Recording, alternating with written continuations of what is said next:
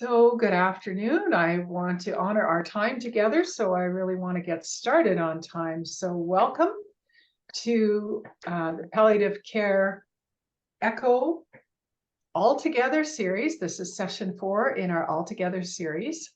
And today's session is entitled Developing Dementia-Inclusive Spaces for Community Access, Participation, and Engagement. And that is shortened with the word DemSCAPE. I'd like to welcome and first of all acknowledge that we as the BC Centre are grateful and can acknowledge that we are based on what is colonially known as New Westminster, British Columbia, and we are located on the traditional, ancestral, and unceded territory of the Coast Salish peoples. We recognize that you are all joining and participating with us online from various traditional territories of other Indigenous peoples across the province. And from coast to coast to coast, we acknowledge the unceded territory of all Inuit, Métis, and First Nations people that call this land home. We are grateful that you've joined us today, and we're looking forward to a super session. The ECHO series that you're a part of, perhaps this is your first time, perhaps this is you're already a veteran. ECHO stands for Extension for Community Healthcare Outcomes, and ECHO is a tool and a platform to help spread knowledge across our health system and communities to the front line of care. The ECHO model is an all teach, all learn model that helps connect the content with content experts. So in this session today, we want you to participate, and we welcome your participation in your stories, your experience. We invite you to participate using the chat. We invite you to dialogue by raising your hand when there's time appropriate. We may use breakout groups. We will be using a Jamboard, but we invite you to participate and share your experience, and to do so builds connections with other participants across our disciplines and certainly across our geographical region. So welcome to you all.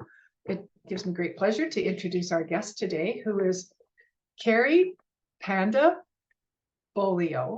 She is recently completed a Master's of Arts degree in gerontology from Simon Fraser University. She is currently the DemSCAPE project manager at Simon Fraser University. Now, as you've seen, DemSCAPE stands for Dementia-Inclusive Spaces for Community Access and Participation and Engagement. This particular study aims to identify spatial and temporal patterns in activities outside the home by people living with dementia, and ways that the neighborhood patterns and built around the environment will affect mobility and social participation. So through Cari's previous experience as an art therapist and a program coordinator in long-term care, Cari has honed her skills for connecting with diverse stakeholders and collaborators in community, in healthcare, and the academic settings. So her work with DemSCAPE, Cari has developed an interest and a community-engaged research approach and knowledge mobilization. I'm sure we will enjoy Cari's passion and her expertise as I welcome you to start your work with us and share this program. Welcome, Cari. Excellent. Thanks so much for that introduction, Melody, and thanks, Stephanie, for having me today. So as Melody said, I'm project manager on DemSCAPE, and I recently completed a Master of Arts in Gerontology at SFU with the successful defense of my project titled Grief and Bereavement Support for Staff in Long-Term Care Homes, a Scoping Review. So a palliative approach to care and community support are topics near and dear to my heart, and I'm absolutely thrilled to participate in this opportunity for interdisciplinary community building. So I'll be giving a really brief overview of the DemSCAPE project, sharing our preliminary findings, and introducing our evidence-based tools. But first, before we get started, I'm really curious to hear what your initial thoughts are about what a neighborhood-built environment even is. So using the Jamboard linked in the chat, or joining with your phone using the QR code on screen, please feel welcome to add post-its around the different principles. I know when I heard the term neighborhood built environment the first time, I felt quite lost. So best guesses are absolutely welcome. and we've included some prompts from foundational researchers.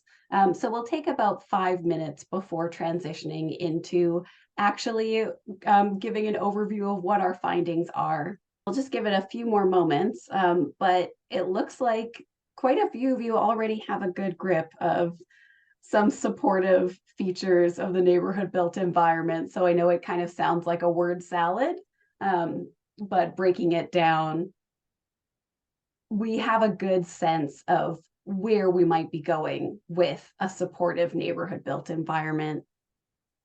So thanks everyone. Feel free to drop anything else in this Jamboard if you feel like it, and it's something that I'll return back to over time as well. Thank you for participating in that Jamboard experiment. A Jamboard might be new for some folks, so it's a nice way to try and get some ideas out before we jump into things.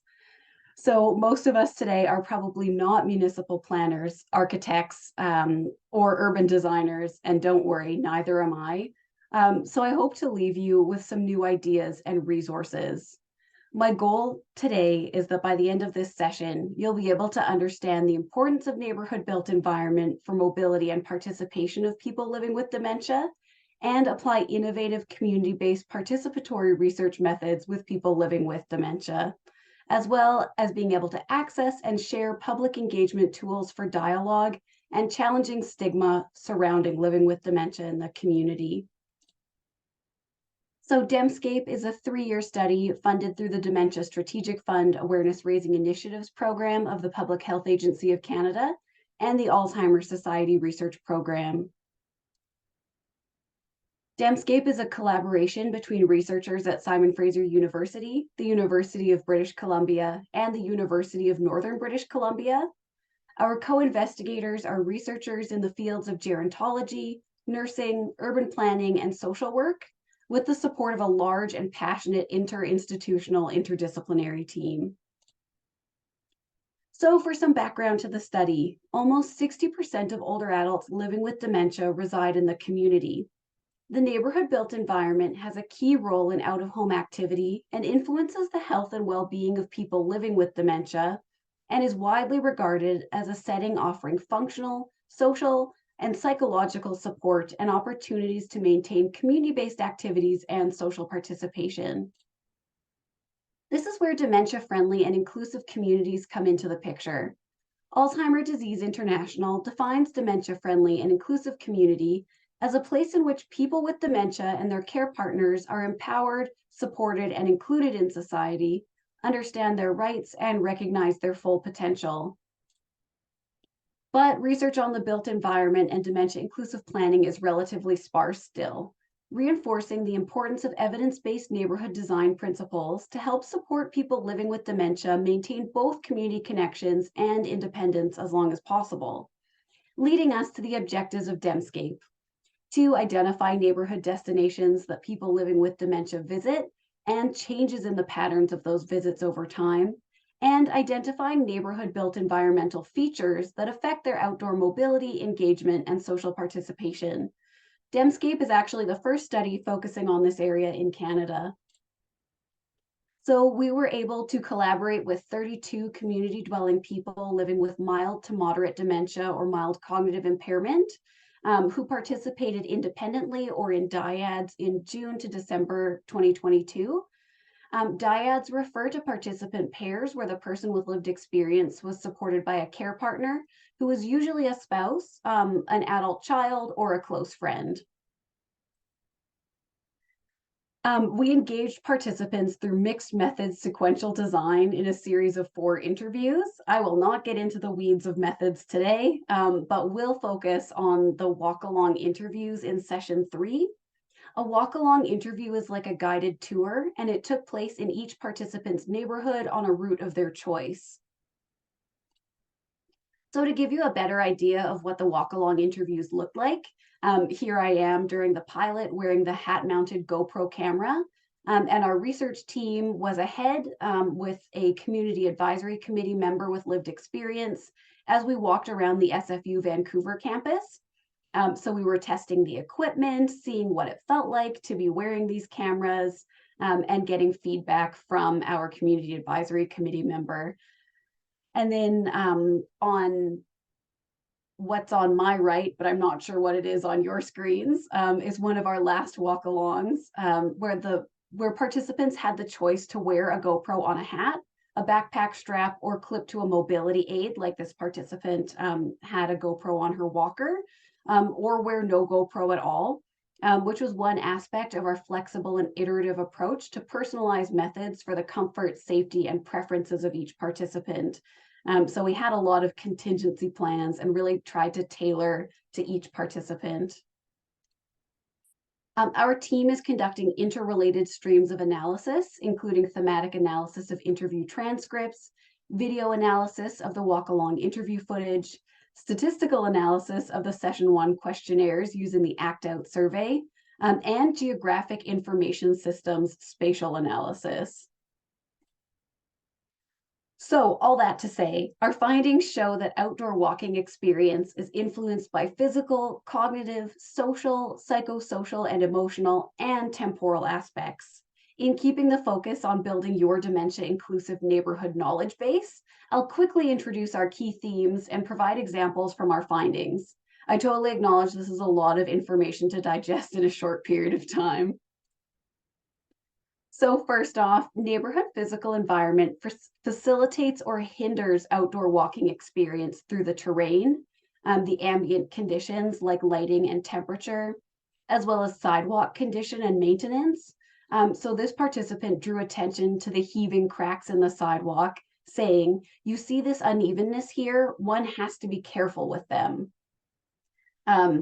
As well as sidewalk width and clear space, which was mentioned in the Jamboard. So kudos to whoever dropped that one in there.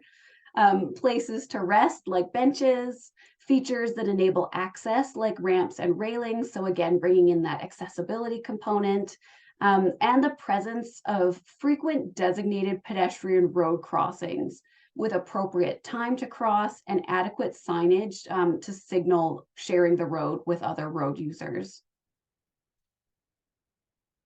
So supportive cognitive aspects involve experiencing familiarity with and understanding neighborhood environments, including taking familiar routes to destinations, knowledge of neighborhood layout, as well as identifying streets. So this participant said, "I still often get street names confused because one is a street and one is an avenue, so I sometimes get them backwards." Not giving away what municipality this is in, but I know I get very confused when trying to drive in Surrey for that exact reason. The environment can promote orientation and wayfinding when streets have good sight lines, meaning that a person can notice cues to navigate to their destination, even better when they can see the building quite far on their approach.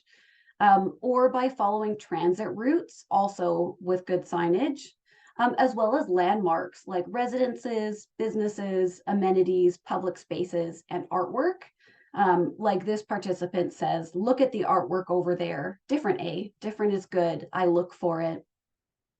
So you might notice that many of the supportive features could be beneficial in multiple aspects. For example, this piece of public art provides psychosocial and emotional stimulation, but also promotes wayfinding, which in turn fosters independence. So positive social interaction and social support is fostered when community members have dementia awareness and sensitivity, so people living with dementia feel comfortable and safe accessing direct and indirect support from others.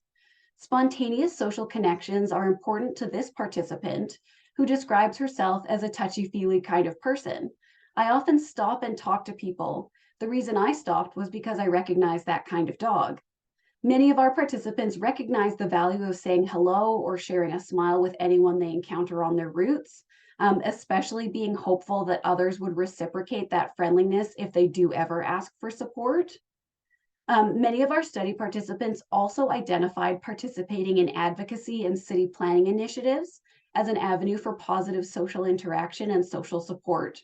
Some of our participants were seasoned dementia advocates already, while others were participating in research for the first time since receiving a diagnosis of dementia, but all looked at sharing their lived experiences as a way to make a difference in their communities. So by combining video stills, videos, transcripts, and GPS data, we're able to identify key wayfinding features of the neighborhood built environment from the perspective of each participant. From our findings, we've developed 3 main evidence-based knowledge mobilization resources. The first is our Dementia-Inclusive Planning and Design Guidelines to inform municipal planners and decision makers on physical planning and design. Next, an environmental audit tool for community-based dementia advocacy organizations and people living with dementia to audit their neighborhood environment and identify intervention projects, and a short video to increase community and public awareness, which we'll be watching together with a discussion in breakout rooms to follow. So it's one thing to create great tools, the next step is to share them. We're continuing our collaboration with the City of Burnaby and the City of Richmond to conduct screenings and group discussions with the short video and accompanying photo exhibit, focus group discussions with municipal planners to tailor the planning and design guidelines to their cities, and surveying streets with people living with dementia in Metro Vancouver to help identify targeted interventions and report back to the participating cities. The DemSCAPE team is also working with the City of Vernon on co-developing and evaluating stigma reduction training for staff. It's really exciting to be able to bring our research to municipalities and anyone looking to learn more about creating more dementia-inclusive communities, including yourselves today. So thank you so much for giving me this opportunity to share our work. So to wrap up this presentation, I'd like to share a little bit more about our knowledge mobilization video. The purpose of our video is to educate on the role of built environment as an essential component of dementia-friendly and inclusive communities, to challenge stereotypes of what it means to be a person living with dementia in Canadian neighborhoods, and to inspire action that includes people living with dementia in municipal decision-making and planning processes. The video was developed with 3 key stakeholder groups in mind, the first being organizations like the Public Health Agency of Canada, Health Canada, as well as non-governmental organizations. The second stakeholder group being municipal planners, urban designers, and educators. And third, certainly last but not least, are people living with dementia, their care partners, and the general public to inspire hope, optimism, and engagement. So a digital version of our photo exhibit is already available on our website, which is linked on screen. Please feel welcome to follow us on social media for upcoming publications and more resources. And you're also welcome to share any of our content with your networks. So 2 versions of our video have been produced, a 1.5-minute teaser and the 8-minute short doc that I'm super excited to share with you today. So we'll watch the video together, then break into groups for about 15 minutes of discussion following the video. So without further ado, let's watch.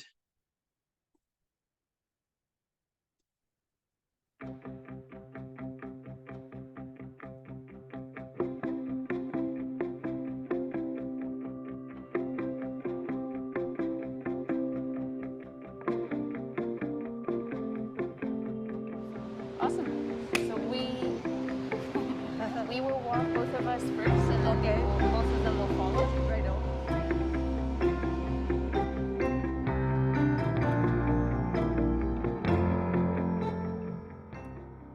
Because of my disease, I'm not able to drive.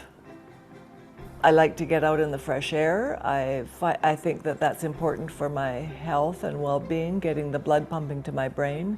Walking is really good for you, you know, and good for your mind, good for your brain, and good for your physical. I walk everywhere in here. Walk to shopping in the Victoria Drive, walk to see the doctor, and walk to see the dentist, walk to see get the medicine. I realized right from the beginning that there was something not quite right, and it's gradually gotten worse, but I accept it because it's part of life. I'm old enough and good looking enough that I can accept that sort of thing. And you can quit snickering. My neighborhood is convenient because it does offer, within walking distance, a lot of amenities that I need, and that's important to me. The three things that are important are social connectiveness, having a lot of friends, talking, keeping your brain active, socializing. The other thing is exercise, having the blood pumped to the brain. And then the other thing is having a passion. So if you have a passion, then you have a purpose in life, and I think that's really helpful, especially with a diagnosis of dementia. Oh, I think, well, it's important at any time, really, but I think you need to keep moving, because if you're just sedentary, it doesn't take long. If you don't use it, you lose it. That's the same with your brain. Yeah. See this road, I get lost. Is it here? Yeah. See, because I turn back here, it's more small tree, right? Shade. It's not that hot. That day is really hot. Maybe like you said, too hot. That's make me confused. Recently, 2 times I get lost. You know, one time I go to the Vancouver mayor. You know, and then when I come out, I just which way to go? I'm very nervous. And then one very hot, the summer very hot one day. You know, and then I go to ESL class, and then when I come out, I go to walk different way. You know, I supposed to go to the, you know, to the 48th Avenue and then turn to the Nemo. And then when I go in, I say, where am I? I get lost.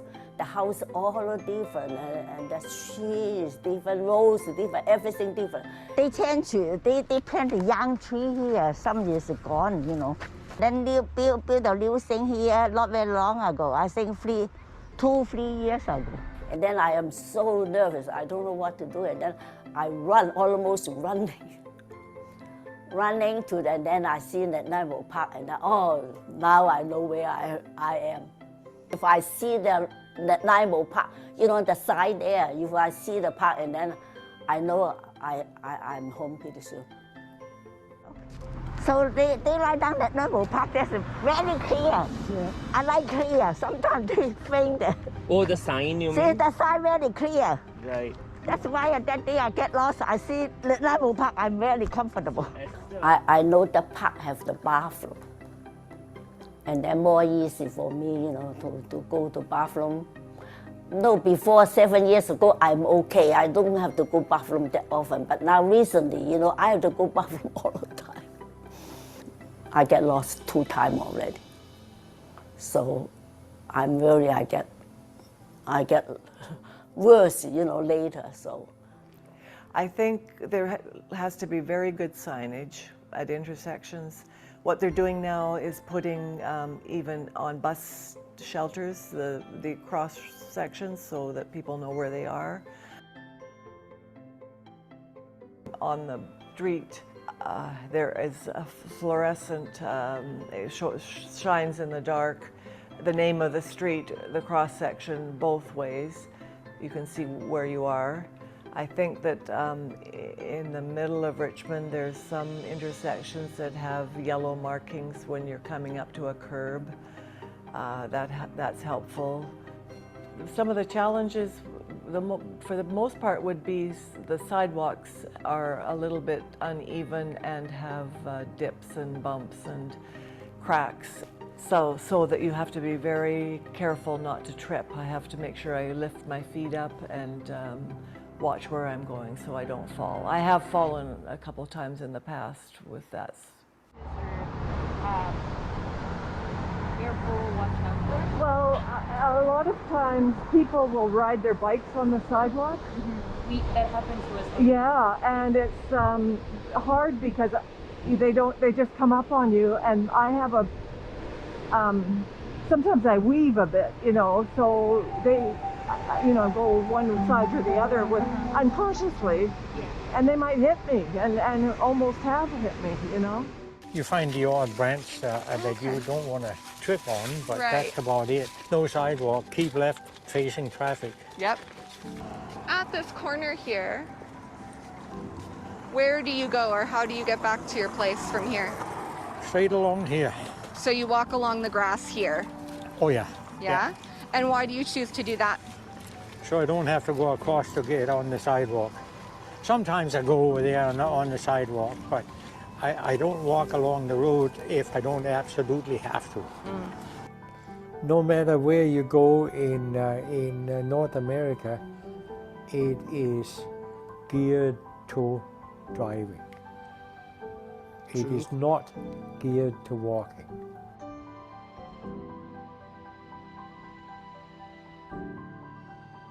You guys mentioned that you fell a couple times. Are there things like that that you get concerned about? Yes, because if I step in there the wrong way, without having Charlie with me, if I step in there the wrong way, then I could go face first. He didn't have the walker when he fell. Oh, That's okay. why we made it. Yes, and you feel more comfortable I feel with. more comfortable about it. Yeah. If he feels right about it, I do it. Right. You don't want to step in a pothole.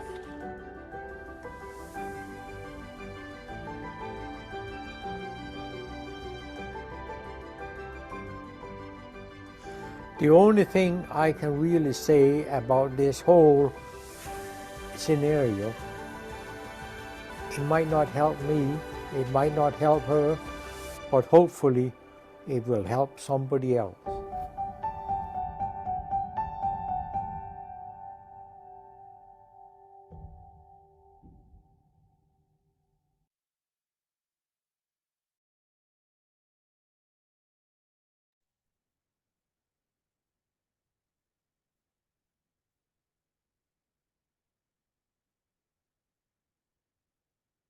Okay, and with that,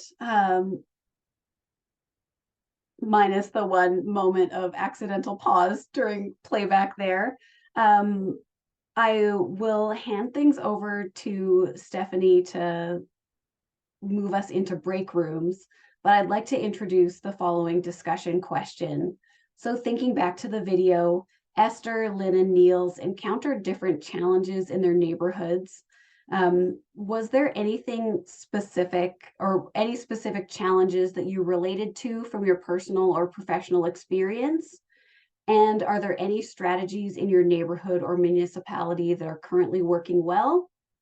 And what would you like to see change in your neighborhood or around your workplace or organization? Thanks so much, Cari. So I'm just going to open the breakout rooms and then I'll pop into each room really briefly and just put the questions in again, just as a reminder for everyone. So you should just see on your screen now an invitation to join a room. If you can just click join and then. I've been asked to just guide our Q&A session and I'm happy to do so. You've all had a chance, I hope, to have some good dialogue in your breakout groups. And probably the best way in the few short minutes that we have remaining is if anyone would like to share a comment or a question that arose from the content that was presented and or the video.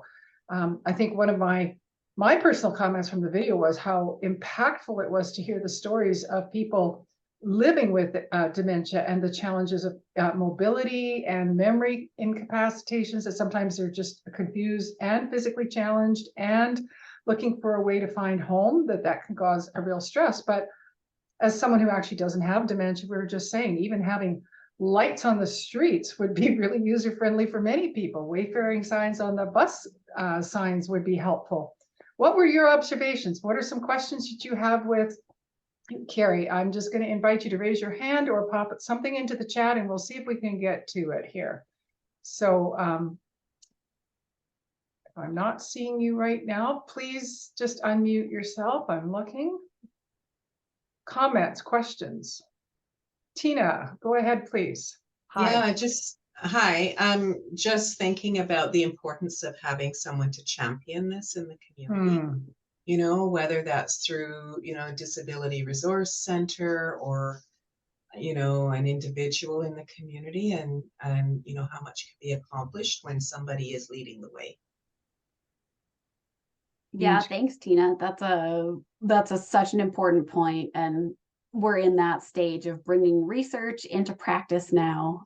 So in our partnerships with Burnaby and Richmond, we're working with their municipal planners, but also I know in Burnaby, we're getting connected with their access committee.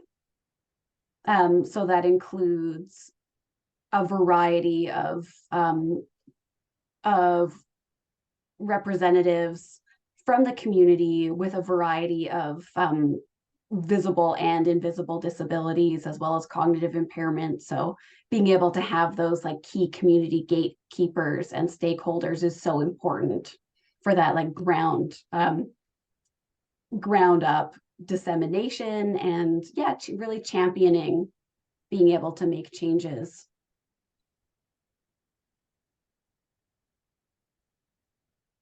So any other questions, or is there anyone who would like to share some of their discussion from their small breakout group? What were some of your observations or insights from that?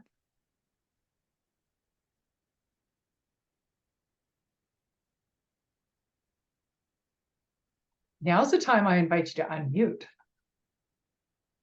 I have a question. It's kind of like related to the environment, and I think I talked a bit about it in the group, but I don't know if there's like any resources for people who live, especially in smaller communities, of like safe activities to do by yourself, or like if there are organized groups, if they're on some kind of registry that we could connect to. Yeah, my dad lives in Smithers, which is like quite north, and it's a smaller community, so there's not a lot of as many resources. So I'm trying to figure out what options he would have there. Yeah, thanks for that question, Gemma. That's a huge Metro Vancouver is its own amazing, wonderful beast, and our smaller communities definitely face different challenges. In our partnership with the University of Northern British Columbia, that was definitely a challenge in recruitment as well, because there are less community-based services for people living with dementia. So each community is different, but oftentimes like the local Alzheimer's Society chapter is like a key resource, as well as neighborhood houses. Awesome, thank you. And can I jump in? Excuse me, I saw a hand up, but just also to add the hospices. Prince George has an incredible hospice network that reaches out, I think, beyond. And I don't know if anybody here is from Prince George, but they may be able to link you up with someone in Smithers. And I did owe the Alzheimer BC. They recently came to Squamish, and we have very little going on here, but it was interesting to learn that another community on the Sunshine Coast who's similar in size has lots going on. So don't discount the size for what can be available if you've got the clients and the community need. And sorry, I'll let it go back to Ellie. Oh, that's great. Thanks, Diane. And I think I'm just going to read the comment in the chat that sort of ties together. My group spoke about setting up safe, supportive environments for folks if and when they get lost, and what it might look like. How do you set up a safety net without potentially increasing vulnerability by outing someone as having a cognitive impairment and available to be taken advantage of? We wondered if smaller communities are actually better set up for this than large urban centers. Did you want to add to that? I think you just alluded to that Vancouver is large municipality is harder to perhaps work through, and smaller communities may have more capacity and resource and even energy to develop necessary structures. And also touching on individual comfort level as well, that in that comments use of the word outing, which is very true. Depending on where someone is in their dementia journey, they might not be ready to publicly announce or even connect with neighbors, let alone extended family, about a dementia diagnosis. So I wouldn't say that there's any sort of like prescriptive, perfect way of doing it. And I definitely agree with that sentiment that smaller communities might like naturally be structured to provide that support they're sort of more positioned to be able to provide that support in a more subtle and person-centered way. And I don't know too much about formal programs like that. So that would be something really interesting to explore. Thank you. I'd like to go back to Ellie. You had your hand raised a bit. Do you go ahead? I did. Part of it was like for Gemma that I'm from Smithers. So if you want to connect with me, I might be able to help you and help you out there. The other thing was what we kind of talked about, that is a huge difference too between small communities like Smithers, or there was another lady from the Kootenays there, to down to Vancouver and Richmond and Chilliwack and stuff, and what services are available. Like they were talking about transit, and then I said our transit system, and actually we don't have one. Like the handy card is our transit, right? So we didn't have taxi service for a while. Now they just started up one, and that it's such a difference up here. And of course, there's always two sides to it. I mean, people, I believe, are more helpful here. So if they see somebody looking lost, whatever, people probably will stop and ask if they can give them a ride home or whatever. That might not happen down in Chilliwack. Also, what we talked about is like volunteer, like how hard it gets now to be a volunteer and how challenging it is to go through all the training, which is mainly only online now. I just started up with hospice to be a volunteer, and I'm still not through. The health authorities make it very challenging. There's a lot of training, a lot of hoops you have to jump through. And one lady was mentioning if she's trying to help out a senior and take her shopping, whatever, like the insurance on your vehicle, that is a problem. And so there's a lot of problems when you volunteer to actually get there, which is too bad, because we lost a lot of volunteers through COVID, and now getting it back up is huge. And it's still not there where it was before COVID. And it makes it very challenging, especially if you really want to help out, and you kind of get stuck there. And I can see a lot of seniors, if they want to help out, that they get discouraged with everything being online. Yep. Not everybody is that comfortable on the computer to actually do all the training, right? So makes it really challenging. So yeah, unfortunately, there's a lot of disadvantages now. But then it's great to meet as a group like that today and to be able to do that. So there's always two sides to everything. Thanks. Thank you, Ellen. Is there anyone else that would like to add a comment? If I haven't seen you, raise your hand. Just go ahead and unmute.